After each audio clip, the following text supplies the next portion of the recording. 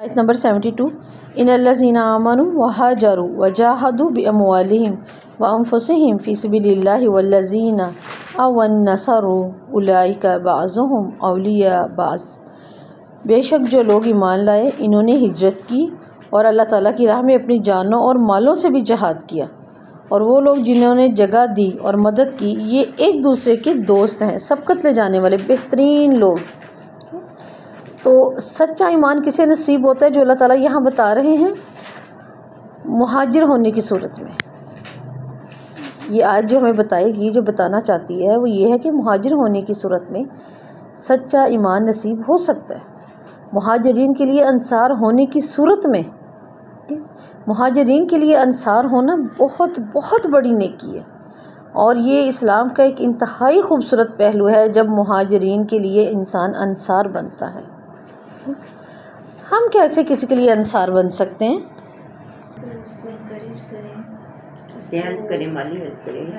جی، کوئی دین کے لیے کہ مائل ہوتا ہے، کوئی دین سیکھنا چاہتا ہے، جو بھی کوئی اچھائی کے لیے نکلے اس کے ساتھ کھڑا ہونا چاہیے۔ جو بھی اچھائی کرے، اچھائی کو سیکھنا چاہے، وہ فقراء میں سے ہے، وہ امراء سے ہے، ہمیں اس کے لیے انصار بننا پڑے گا۔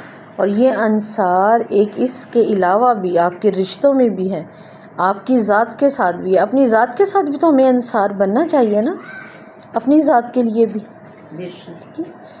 تو اللہ تعالیٰ کہتے ہیں کہ جنہوں نے ہجرت بھی کی، ایمان بھی لائے، کہ ان دونوں کی دوستیوں میں اللہ تعالیٰ جو بات کر رہے ہیں وہ کیا ہے کہ جن لوگوں نے ایمان لا کر ہجرت نہیں کی اور ایسے وقت میں کیا کیا کہ ایک رشتہ بھی نہ قائم کیا جبکہ ان کو ضرورت کی مدد تھی، انہوں نے ہجرت نہیں کی اور مومنوں کے ولی بھی نہیں بنے جب تک کہ وہ ہجرت نہ کریں، تو اللہ تعالیٰ ان کے لیے تو وہ بات نہیں رکھے گا، لیکن جس نے ان کا ساتھ دیا اللہ اس کے لیے کیا کریں گے؟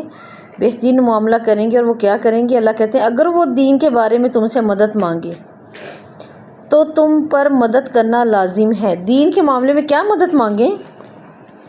جو چیز نہیں پتا، جو مسائل پوچھیں، جو دین میں ہیلپ چاہے، وہ ساری انہیں کرنی چاہیے۔ وَإِنِ اسْتَنْصُرُوكُمْ فِي الدِّينِ فَعَلَيْكُمُ النَّصْرُ۔ اگر وہ دین کے بارے میں مدد مانگے تم پر مدد لازم ہے۔ دین کے معاملے میں مدد مانگنے کی صورت میں مدد کرنا فرض ہے۔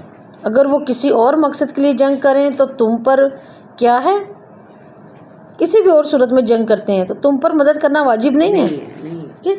إِلَّا عَلَىٰ قَوْمٍ بَيْنَكُمْ وَبَيْنَهُم مِّيثَاقٌ، لیکن اگر کسی قوم کے خلاف نہیں جن سے تمہارا جنگ کرنے کا ارادہ نہ ہو، اگر وہ مومن جنہوں نے ہجرت نہیں کی ان کے خلاف جنگ کرنے کا ارادہ رکھتے ہوں تو مومن مدد نہ کرو، کیونکہ تمہارا اور ان کا اعلان جنگ کا معاہدہ ہے، وہ نہیں کریں گے۔ وَاللَّهُ بِمَا تَعْمَلُونَ بَصِيرٌ، اللہ تعالیٰ خوب دیکھتا ہے۔ پچھلی آیت میں اللہ کہہ رہے ہیں اللہ علیم ہے اور حکیم ہے، یہاں اللہ تعالیٰ کہہ رہے ہیں کہ اللہ بصیر ہے۔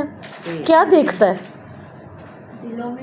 اعمال، احوال، رویے۔